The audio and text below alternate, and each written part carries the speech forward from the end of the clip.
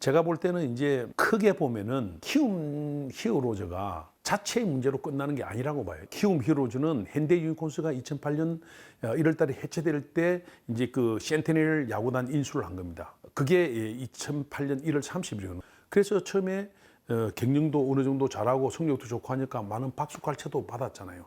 근데 조금 지나서 보니까 결국 이게 뭡니까? 문제가 굉장히 많았다는 거거든요. 그 문제가 많아가지고 어찌됩니까? 그때부터 보니까 사건이 표면화됐을 때부터는 리그의 가치를 떨어뜨린 거예요. 손상을 입힌 거예요. 이는 엄청나게 큰 문제입니다. 이런 것들을 그대로 두고 온 것도 문제지만 앞으로도 이걸 어떻게 해야 될 것이냐. 이것은 굉장히 저는 중요한 문제라고 생각합니다.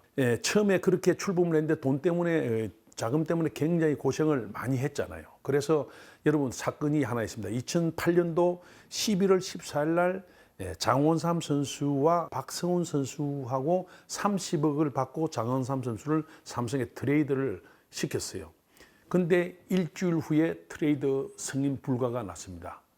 문제가 있는 걸 알았기 때문에 굉장히 중요한 사항이었어요. 그리고 2009년도에 KB에 와서 많은 일을 해놓으신 유영구 총재가 취임을 합니다. 2월 17일 날 유영구 총재가 취임을 하셨고, 그리고 유영구 총재님이 제보고 야구발전 실행위원장을 좀 해달라 그래서 제가 야구발전 실행위원장을 하게 되었습니다. 이거는 뭐 밖에 알려지지 않은 그런 사실입니다만은.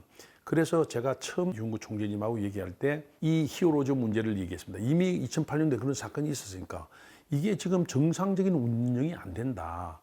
그리고 트레이드 많이 이런 것들이 과연 선수단에 그대로 운영비에 쓰여지느냐 이런 것들을 잘 체크했나. 그러니까 결론적으로 제가 그런 말씀을 드렸어요. 앞으로 히어로즈가 트레이드 신청이 들어오면은 총재가 확인을 하고 사인을 해야지 확인하지 않고는 사인을 해서는 안 될 겁니다. 그런 얘기죠. 그래서 유영구 총재님이 무슨 말씀을 하셨느냐 하면은 그러면 7개 구단으로 가야 되는데 그럼 파행 운영이 되잖아요. 파행으로. 한 팀이 쉬니까. 그러면 이제 어떻게 할 거냐. 그래서 제가 그때 한 말씀이 제가 이제 준비를 해갔거든요. 그래서 9구단을 하나 만드는 게 좋겠습니다. 그게 가능한 일이냐? 이래 됐습니다. 가능하다. 보안만 철저히 지키면 된다. 그래서 9구단을 만드는 데는 그런 그 히어로즈 문제가 있었고 2008년도에 야구장에 중계방송을 하면요. 제가 막 눈물이 나올라 그랬어요. 제가 누구라고 얘기했는데 지금 고참 선수들이 제보고 하는 얘기가 그때 목동구장 아닙니까? 배팅 게이지 옆에서 하면은 선배님 저희들 좀 도와주세요 그래요. 그래서 저는 무슨 말인가 했어요. 왜 그러니까 우리 정말 어렵습니다. 뭐 그런 얘기를 뭐가 어려우냐니까. 그 당시에 워낙 재정이 악화돼 가지고 호텔의 숙박비라든지 뭐 심지어 들리는 소리는 세탁비까지도 지불을 못했대요. 연체가 되는 거예요. 그러니까 밥 먹는 것도 눈치 보이고 세탁하는 것도 눈치 보이고 그 얘기하는데 제가 눈물이 나려고 그래요. 아니 왜 똑같이 프로야구를 하는데 어떤 선수는 좋은 환경에서 하는데 이 선수들은 무슨 죄가 있다고. 그래도 최소한의 대우를 해줘야 되잖아요. 환경을 만들어줘야 되잖아요. 그래서 제가 그걸 딱 기억하고 있었기 때문에 유영구 총재님에게 그 말씀을 드려요. 이렇게 해서는 안 된다. 이 선수들이 무슨 죄가 있느냐. 그러면 커미셔너 사무국은 뭘 해야 되느냐. 리그의 발전, 전체적인 발전, 스몰 마켓이든 빅 마켓이든 제대로 된 시스템을 갖춰가지고 해야 되는 거지 이렇게 불공정, 불평등해서 되겠느냐. 그렇잖아요. 그죠? 그래서 사실 9구단 얘기를 했습니다. 그런데 이제 그 다음에 사건이 또 터졌잖아요. 그해 이제 2월 달에 유영구 총재님이 취임을 하셨는데 12월 30일 날 이현성을 트레이드 했죠. 두산하고 금민철 플러스 30억. 이태근을 강병우하고 박영우 플러스 38억. LG에 장원삼을 김상수, 박성훈 플러스 35억. 삼성에 트레이드 했잖아요. KBS도 그런 분위기를 알기 때문에 행식적으로 이걸 다 갖춘 거예요. 돈도 몇십억 주고. 겉으로 보기엔 맞잖아요. 근데 그게 나중에 다 밝혀졌잖아요. 뭡니까? 축소 발표를 했다. 이현성 이적 시에는 10억이었고 그 다음에 이태근은 25억, 장원삼 20억 뭐 이런 것들을 축소를 발표했다.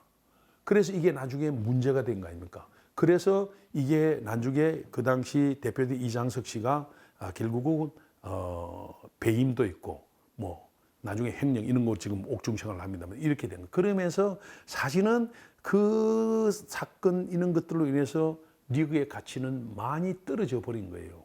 자, 어쨌든 이런 게 있습니다. 그러고 나서 이제 넥센 타이어가 메인 스폰서로 2010년에 왔다가 18년에는 키움 정권이 메인 스폰서로 5년 계약을 체결을 했거든요. 그래서 이런 과정에서 그게 이제 키움이 18년 겨울이었습니다만은 그때 이장석 대표가 KBO로부터 영구 실격을 당하잖아요. 지금 옥중에 있습니다. 그리고 허민 씨가 18년 11월에 이사회 의장으로 선임이 되면서 그 다음에는 뭐 사건이 많아. 지금도 고소 고발 사건이 굉장히 그 안에서 많고 무슨 생각을 하고 어느 정도 깊이 있는 생각을 하고 했는지 모르겠지만은 이거는 어떤 의미로 본다면 한국 프로야구사에서 엄청나게 큰 사태다. 물론 이래가지고 키움이 우승을 하면은 다 할 말이 없어요. 그렇잖아요. 그런데 우승을 못하거나 또 성적이 더 안 좋거나 소기의 목적을 달성하지 못할 경우에는 이 사태는 상당히 큰 사건으로 어떻게 보면은 프로야구의 흑역사의 한 페이지를 장식할지도 모른다. 그런 우려감을 갖습니다.